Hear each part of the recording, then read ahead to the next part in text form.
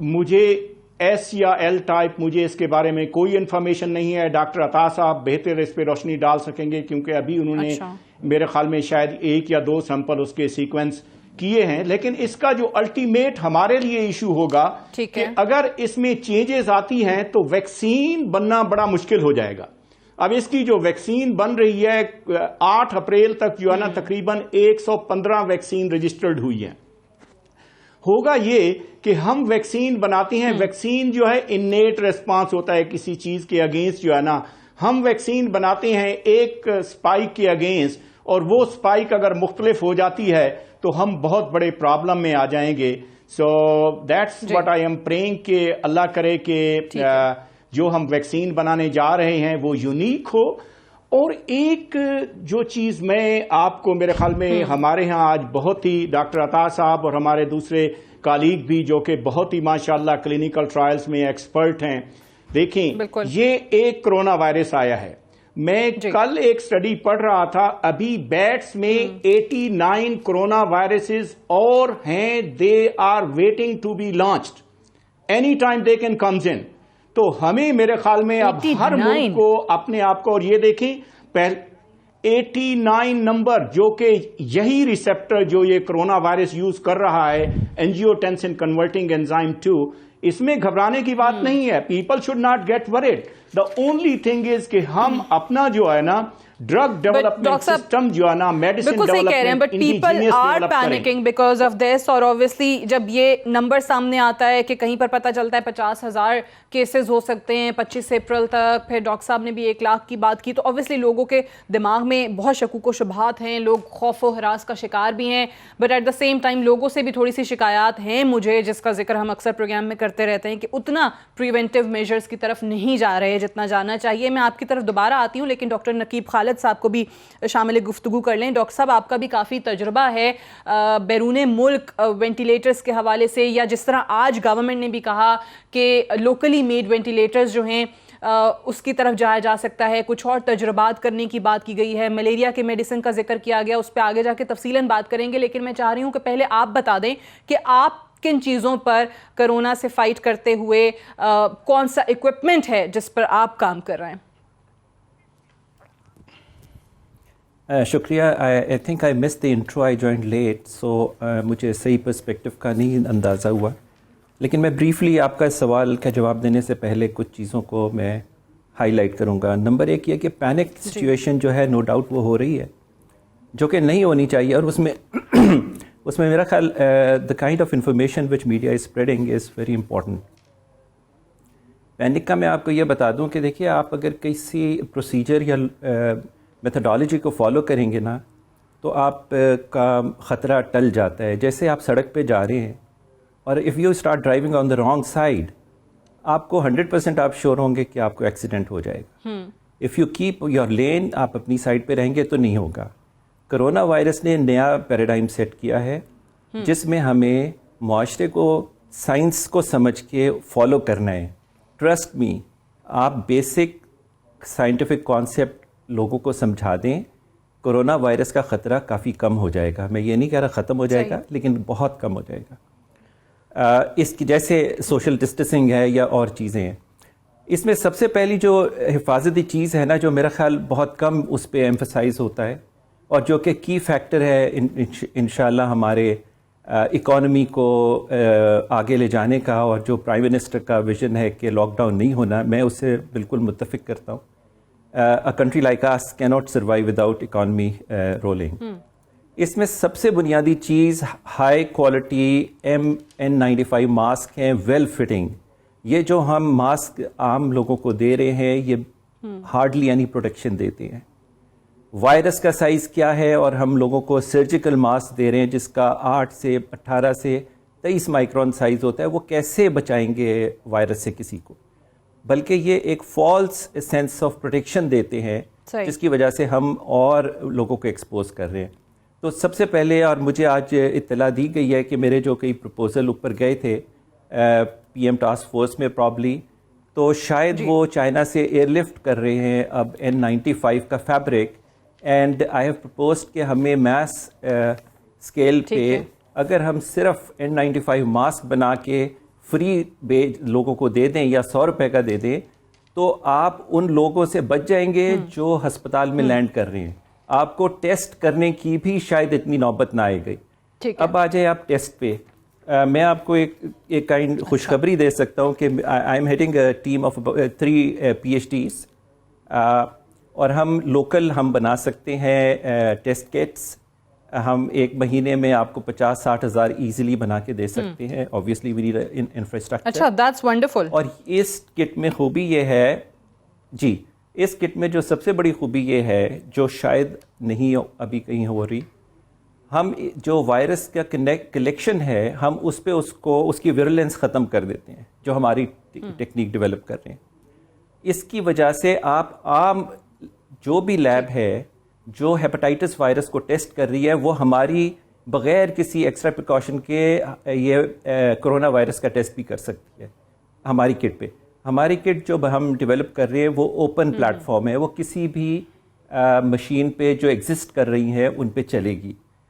اس میں جو سب سے بڑا خرچہ آتا ہے VTM کا جو سارے جو پیتھولوجسٹ جانتے ہوں گے, جب ہم سیمپل کلیکٹ کرتے ہیں اس کا بنیادی را مٹیریل کا خرچہ ہی 1000 سے 1400 روپے ہے.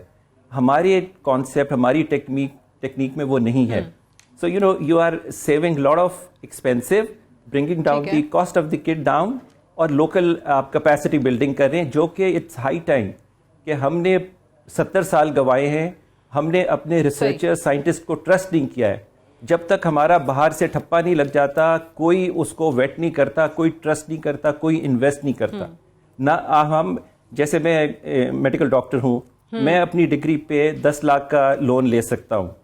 ہم کیوں نہیں ریسرچر کو یہ فیسلٹی دیتے کہ اس کے پاس PhD ہے, اس نے MPhil کیا ہوا ہے, وہ کیوں نہیں اس کو ہم امپاور کرتے کہ وہ ایکسیس کرے فنڈنگ کو اور کام کرے. دیکھیے آج کل کے زمانے میں ایک couple of $1 million mean nothing in high tech world. آپ 1-2 لاکھ ڈالر کی بات کریں, آپ کسی کو 20 لاکھ دے رہے ہیں, کسی کو 10 دے رہے ہیں, اس میں کچھ نہیں ہونے لگا.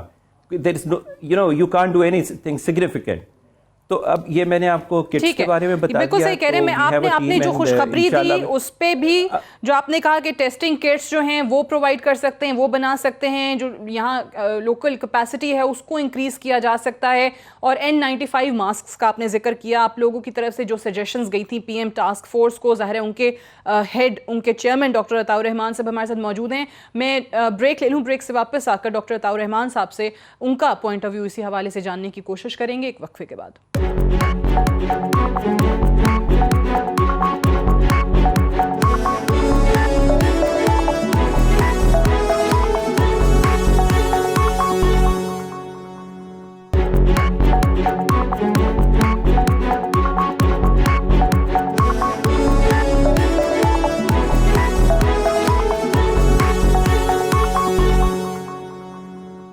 Welcome back. پروگرام میں ایک بار پھر سے خوش آمدید. ڈاکٹر عطاء الرحمان صاحب آپ سے جاننا چاہیں گے, جو ڈاکٹر نقیب خالد صاحب نے بریک پہ جانے سے پہلے باتیں کی کہ N95 ماسک سے حوالے سے جو کہ افیکٹو ہو سکتے ہیں اس ساری صورتحال میں, کیا ہو رہا ہے, اور ٹیسٹنگ کٹس انہوں نے کہا کہ خوشخبری ہے کہ ہم یہاں پر پروڈیوس کر سکتے ہیں.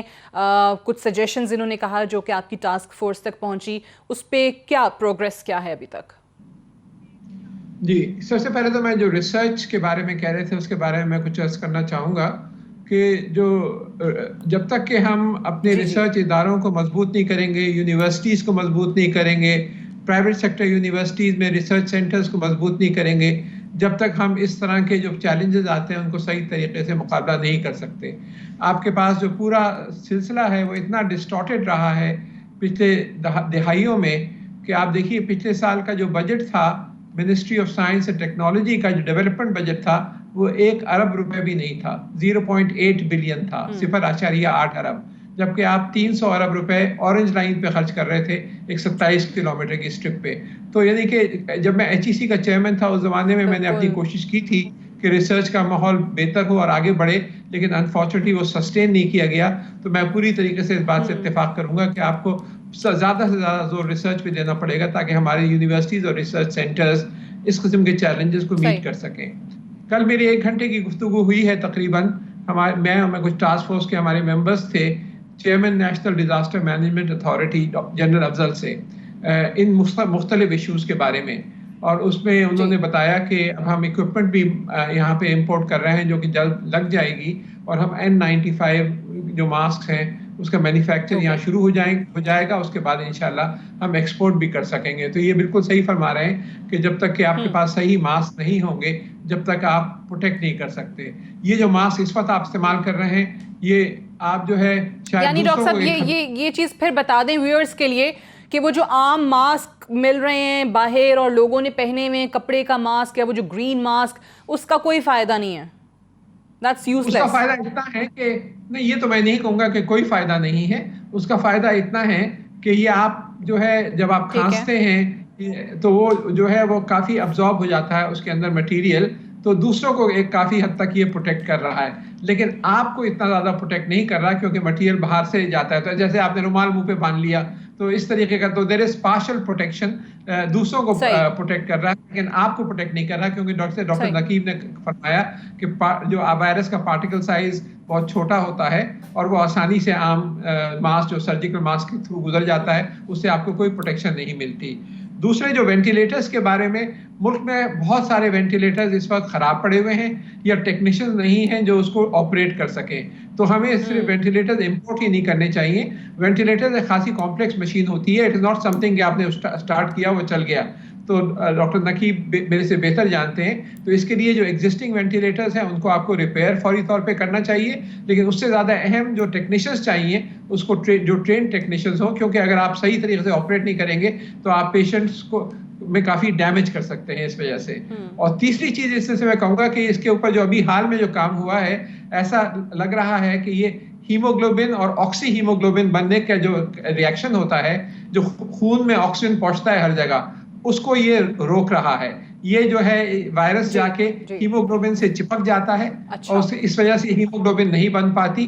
تو اس کی وجہ سے یہ جو ایک میکینزم ہے اس سے یہ خاصا مختلف ہے ان میکینزم سے جو دوسرے سارس وائرسز میں میکینزم تھا.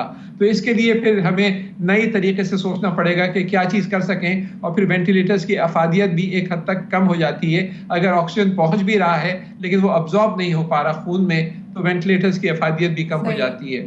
تو یہ اس میں نمبر آف ایشوز ہیں، اور اس میں مجھے بہت خوشی ہے کہ ڈاکٹر جاوید اکرم اور ڈاکٹر نقیب اور پھر پروفیسر مختار، اور ڈاکٹر صاحب یہ جو بھی ڈاکٹر مختار صاحب پہلے بات کر رہے تھے کہ وہ جو ٹائپ بتا رہے تھے S type and L type, do we have the aggressive type here? جی we have the aggressive type, but it has been partially modified, کیونکہ اس کے اندر کچھ جگہ پہ میوٹیشنز ہوئی ہیں. یہ ہمارے ہاں جو ریسرچ ہوئی ہے کراچی یونیورسٹی میں 9 میوٹیشن ملی ہیں ایک اسٹرین میں. ڈاکٹر جاوید اکرم صاحب نے جو ان کے نگرانی میں جو ریسرچ ہوئی ہے اس میں بھی 6 میوٹیشن آپ فرما رہے تھے ان کو ملی ہیں، جو جرمن اسکالرس کے ساتھ کام کیا ہے. سب میوٹیشنز ہیں لیکن اس میں بھی ابھی it is an aggressive type, یہ نہیں کہہ سکتے کہ it is not aggressive. Right. Doctor Javed Akram صاحب، آپ کا ایک بیان آیا کہ اس کا جو امیونٹی، بہت لوگوں کا یہ سوچ ہے کہ وہ کہتے ہیں کہ جی ہمارے ہاں تو خوراک بڑی اچھی ہوتی ہے، ہمارے ہاں تو ہم بہت ساری بیماریوں سے اسی وجہ سے بچ جاتے ہیں کہ ہماری قوت مدافعت جو ہے نا وہ بہت اچھی ہوتی ہے، امیونٹی بہت اچھی ہوتی ہے. آپ نے کہا کہ امیونٹی کا اس سے کوئی لینا دینا نہیں ہے، کوئی تعلق نہیں ہے. ایک تو اس کی وضاحت فرمائیے گا، اور دوسرا میں آپ سے جاننا چاہوں گی کہ ٹرائل بیسس پر ہم کیا چیزیں ہیں اس کے علاج کے لیے جن کی طرف ابھی جایا جا رہا ہے؟ دیکھیں سعدیہ، سب سے پہلے میں ماسک کا اگر آپ اجازت دیں، ماسک ہم نے بنا بھی لیا N95 اور اس کو اپ اسکیل بھی کر لیا. جی ضرور. ایک انڈسٹری کے ساتھ پارٹنرشپ کی اور وہ پروڈیوس ہو رہا ہے اس وقت اور کمرشلی وہ اویلیبل ہے. اسی طرح جو PEP ہے، personal protection equipment, WHO standards کی جو $90 کے قریب ہے، وہ ہم نے 515 روپے میں بنا کے 15,000 PEP ایوری ڈے ہم نے بلوچستان بھی بھیجی ہیں. تو وی آر ڈونیٹنگ دیم.